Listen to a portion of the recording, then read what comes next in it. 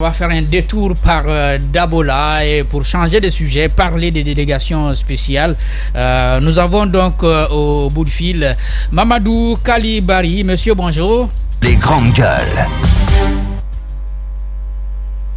Bonjour, monsieur Barry. Bonjour, monsieur. Alors, bienvenue à cette émission. Nous avons appris que du côté de Dabola, la liste de la délégation spéciale devant conduire les affaires de la commune urbaine est déjà faite et elle est même déjà arrivée à Conakry. Sauf que vous n'êtes pas d'accord, vous n'êtes pas seul, vous êtes avec d'autres jeunes. Vous n'êtes pas d'accord avec la composition qui a été faite. Qu'est-ce qui vous fâche? Je vous remercie. La jeunesse de Dabola est complètement fâchée compte tenu de la liste qui est déposée à Conakry pour la délégation spéciale. Donc, c'est au niveau des fonctionnaires répétés. Ils ont mis le nom d'un jeune qui n'a pas travaillé dans la fonction publique, mais dans une entreprise privée. Donc ça, c'est par la complicité des autorités préfectorales et certains anciens fonctionnaires en répète. Donc nous, les jeunes, on n'est pas partants. Donc réellement, on veut que l'État revoie ça, surtout le ministre Mori Kondé, revoir la liste des anciens et des fonctionnaires en retraite à Dabola. Donc pour ça, on n'est pas du tout content et puis on n'est pas d'accord. C'est le seul problème qu'il y a sur cette liste? Ah oui, c'est le seul problème qu'il y a sur la liste. C'est le problème. Je vais quand même vous dire ce que le concerné lui-même, qui est donc à Conakry ici, nous a appris à travers notre collègue Mohamed Ali. Il estime, il l'estime pas, il le dit clairement, que c'est les femmes, les fonctionnaires à la retraite, et même quelques jeunes qui ont sollicité qu'il soit sur cette liste pour ce qu'il fait pour la commune urbaine, pour son expérience, pour son investissement auprès de la jeunesse, mais également auprès de l'ensemble de la communauté. Est-ce que vous ne trouvez pas que c'est juste? Bon, moi, je peux vous dire que ce n'est pas une réalité. Si la jeunesse le dit, pourquoi pas être sur la liste de la jeunesse? Parce que la jeunesse a proposé 5 personnes. Il a tapé la porte au niveau de la jeunesse a refusé. Il a tapé la porte au niveau du bureau des femmes. Il a même changé son nom, mais les femmes ont refusé. Donc, il a corrompu maintenant les fonctionnaires à retraite, ce qu'on est à Dabola ici. Et les gens qui ont été corrompus, on les connaît, on connaît leur probabilité morale. Donc, c'est avec ça qu'il a essayé d'aller voir les fonctionnaires à retraite. Si les jeunes sont avec lui à Dabola, alors qu'on a demandé la liste des jeunes, pourquoi pas figurer sur la liste des jeunes? Oui. Si c'est sur la liste des jeunes, en ce moment, on n'avait pas à avoir de problème. Mais les anciens fonctionnaires, il y a plus de problème. La liaison se dégrade, on a du mal à avoir une bonne communication. En gros, le problème c'est que on a vu la liste, ou disons la composition de la délégation spéciale telle qu'elle a été proposée par le ministère de l'administration du territoire et de la décentralisation. C'est 5 jeunes, 5 femmes, 5 acteurs de la société civile, 5 leaders religieux et 5 fonctionnaires à la retraite. Mais ce qui est primordial, il faut que parmi ces listes, que vous soyez un habitant. Que vous soyez résident. Et vous soyez résident. Il ne suffit pas d'être originaire, mais il faut être résident. Et le monsieur a pas échangé avec Mohamed Ali. Il a confirmé qu'il n'est pas résident à Dabola. Il est à Conakry. Mais il a des activités permanentes du côté de Dabola. Et il aurait été contacté par des citoyens de la localité.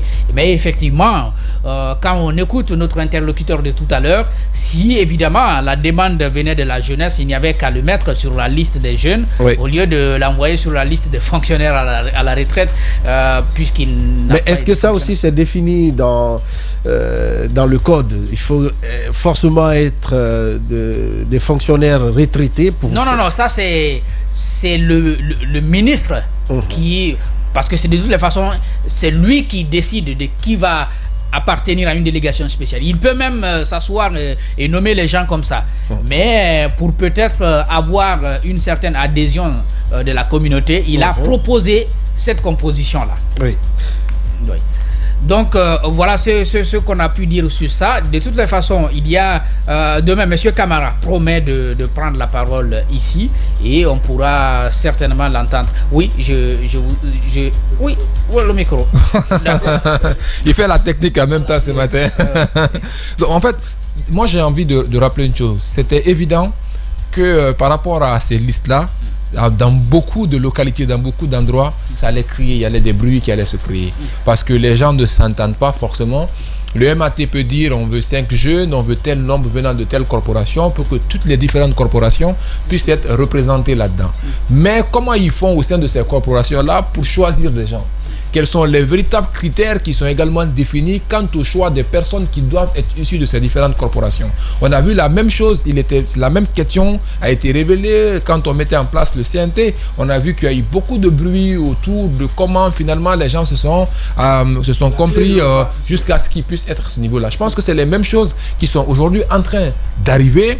Et au-delà de ça également, les personnes qui sont en train d'être choisies. Et je pense que même le nom là, rien ne dit, ça peut même se mettre au compte d'une erreur.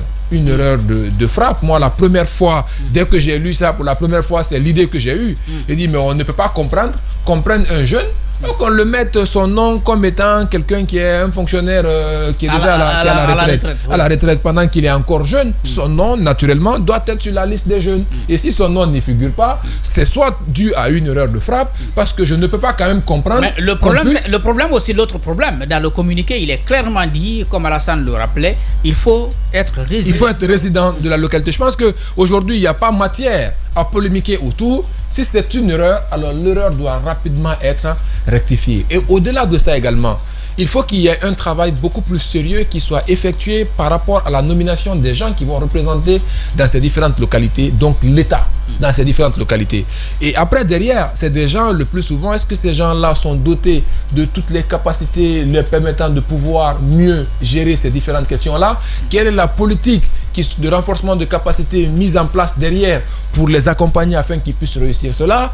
Et au regard également de ce redécoupage administratif, comment on fait rapidement dans certaines localités ou dans certaines zones pour pouvoir rapidement construire les différentes infrastructures administratives et sociales qui peuvent permettre justement de pouvoir faire les activités et faire le travail dit qu'il a l'investissement, qu'il a déjà l'investissement, il a déjà l'argent. Ouais, on attend voir. On a déjà entendu beaucoup de choses et les faits ont révélé le contraire. Ouais. Donc on attend voir qu'est-ce qu'il y a, mais c'est des questions légitimes quand même qu'il faille poser parce que ce sont ces gens désormais qui représenteront l'État dans ces localités-là et donc ils seront investis d'un certain nombre de pouvoirs et au-delà de ça, il faut qu'ils puissent pouvoir être dotés des éléments pouvant les permettre eux aussi à leur niveau de pouvoir lever des fonds, de pouvoir mesurer et qu'on les laisse surtout ce privilège d'appliquer les droits auxquels ils sont investis, ceux qu'ils ont réellement dans leur prérogative, qu'on les permet de faire. Parce que le but finalement de toutes ces actes, de toutes ces différentes décisions-là,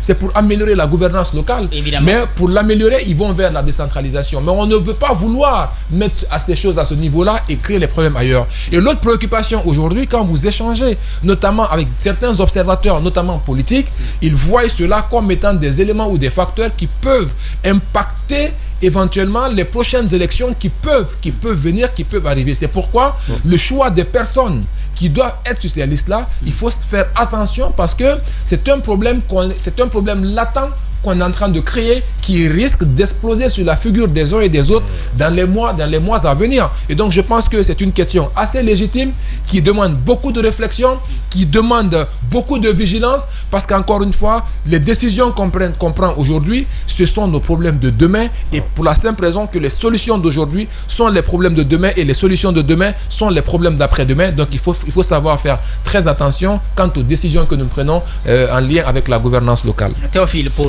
terminer. Oui, pour clore, je ne reviendrai pas sur ce que mes collègues ont dit. C'est juste par rapport justement au choix. On l'a dit. Et le général lui-même l'a dit. Il ne faut pas qu'on revienne sur les erreurs du passé. J'ai toujours eu un problème avec le choix des personnes qui sont censées être proches de la population. Parce que ce type de personnes qu'on choisit, et c'est pas anodin le fait qu'on dise que ce soit quelqu'un qui réside. En fait, c'est quelqu'un qui est là, quelqu'un qui vit les situations d'ici, quelqu'un qui connaît les situations de l'endroit, qui peut porter, qui n'a pas des intérêts ailleurs. Parce que quand on a des intérêts ailleurs, on ne se soucie pas trop des intérêts, comme c'est en train de se passer maintenant. Il y a d'autres qui ne regardent pas les situations, les problèmes de la Guinée, comme nous, on les regarde. Parce que nous, on mange ici, on vit ici, on travaille ici, on dort ici, on étudie ici. Et donc, le choix, c'est sur ce point, je termine, le choix devrait être fait franchement de façon consciencieuse. Parce que sinon, on va revenir, ça c'est clair, avec les mêmes applications, on va trouver les mêmes solutions. Il faut donc changer la donne, gérer la question de probité morale de ces personnes qui vont être choisies, parce que sinon demain ce sont ces mêmes personnes qu'on sera obligé d'envoyer ici au niveau des tribunaux, au niveau de la CRIEF, parce qu'ils auront mal géré les entités. Ce sont les mêmes personnes qui recevront des fonds de certaines institutions internationales, qui ne vont pas penser à la population, mais vont plutôt penser à leurs proches. Ça, c'est une question assez sensible. On ne devrait pas jouer avec, parce que ça touche directement à la population, et la population vit au jour le jour. C'est important de pouvoir penser à elle. Merci Théophile, merci d'avoir participé à cette émission. Derrière cet écran publicitaire, je me chargerai avec Aïssatou Sané de relayer vos différentes contributions.